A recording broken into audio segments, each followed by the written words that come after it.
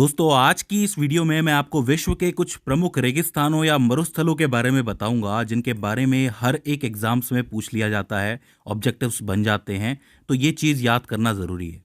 मैं आपको इन्हें मैप की मदद से समझाऊंगा, वर्ल्ड मैप की मदद से, जिससे कि आपको इनकी पोजीशन याद हो जाए और इनका महत्व भी समझ में आ जाए। तो ज़्यादा टाइम ना लेते हुए हम शुरू करते हैं। देखिए, जैसा कि आपको पता है कि हमारी धरती पे कुल 7 महाद्वीप है।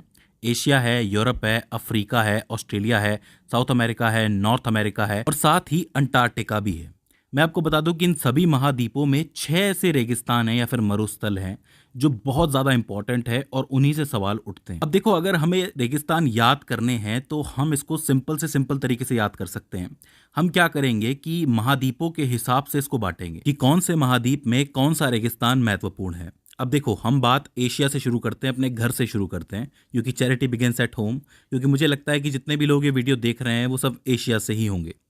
तो एशिया में 2 बड़े रेगिस्तान हैं, एक है थार और दूसरा है गोबी। इसमें हम शुरुआत करते हैं थार के साथ, क्योंकि अपने घर का रेगिस्तान है। इसको द ग्रेट इंडियन डेजर्ट के नाम से भी जाना जाता है।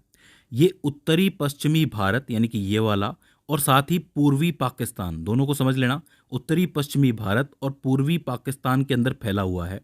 भारत की अगर बात करें तो भारत के राजस्थान, गुजरात, पंजाब और हरियाणा, इन 4 राज्यों में इस रेगिस्तान का विस्तार है और वहां ये तकरीबन 2 लाख वर्ग किलोमीटर तक फैला हुआ है। तो ये काफी बड़ा रेगिस्तान है और आपके दक्षिणी एशिया में सबसे मशहूर भी है। इसके बाद हम बात करते हैं गोबी रेगिस्तान की। गोबी रेगिस्तान है हमारे पड़ोसियों के पास, यानी कि चीन और मंगोलिया के पास। मैं आपको बता दूं कि इसका अधिकांश हिस्सा जो है वो मंगोलिया में है और थोड़ा बहुत हिस्सा जो है वो चीन के अंदर भी है।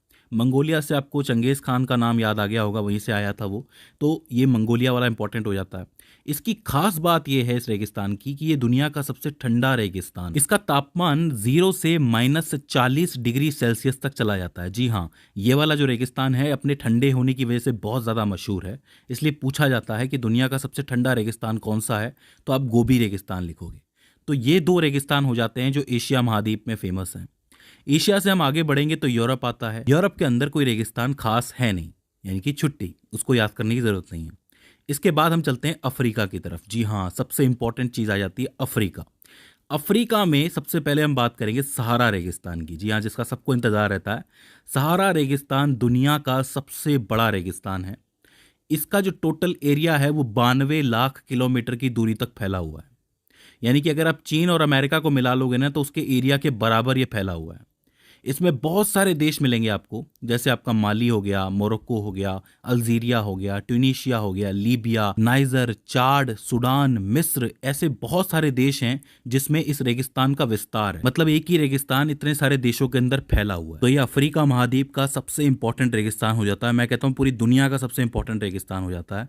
तो इस चीज को आप याद रखना। दूसरा जो रेगिस्तान अफ्रीका में है वो है कालाहारी। कालाहारी रेगिस्तान कालाहारी घाटी के पास है। अब देखिए, कालाहारी घाटी जो है वो 25 लाख वर्ग किलोमीटर में फैली हुई है, लेकिन कालाहारी रेगिस्तान जो है वो 9 लाख वर्ग किलोमीटर में फैला हुआ है। ये इसी से जुड़ता हुआ है, घाटी के साथ ही है ये। तो आपसे सवाल बन सकता है कि कालाहारी रेगिस्तान किसके पास स्थित है, तो आप कालाहारी घाटी लिख सकते हैं। ठीक है। इसके अलावा जो अफ्रीका के कुछ एक देश हैं, जैसे कि बोत्सवाना हो गया, नमीबिया और दक्षिण अफ्रीका की कुछ एक सीमाएं हो गई, वहां पे इसका पूरा विस्तार फैला हुआ है कालाहारी का। और साथ ही साथ यहाँ पे सालाना 8 से 19 सेंटीमीटर तक ही वर्षा होती है। मतलब वर्षा भी काफी कम होती है, इसीलिए कालाहारी भी काफी डेडली रेगिस्तान। तो सहारा और कालाहारी दोनों ही अफ्रीका के रेगिस्तान हो जाते हैं। तो 2 एशिया के हो गए, 2 अफ्रीका के हो गए। इसके बाद हम चलते हैं दक्षिण अमेरिका, यानी कि साउथ अमेरिका। वहां पे एक रेगिस्तान है अटाकामा।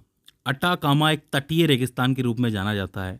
इसकी चौड़ाई तकरीबन 160 किलोमीटर है और इसकी लंबाई 960 किलोमीटर। मुख्य रूप से उत्तरी चिली, एक जगह है चिली नाम की, वहाँ का जो उत्तरी पार्ट है उसमें इसका विस्तार देखने को मिलता है।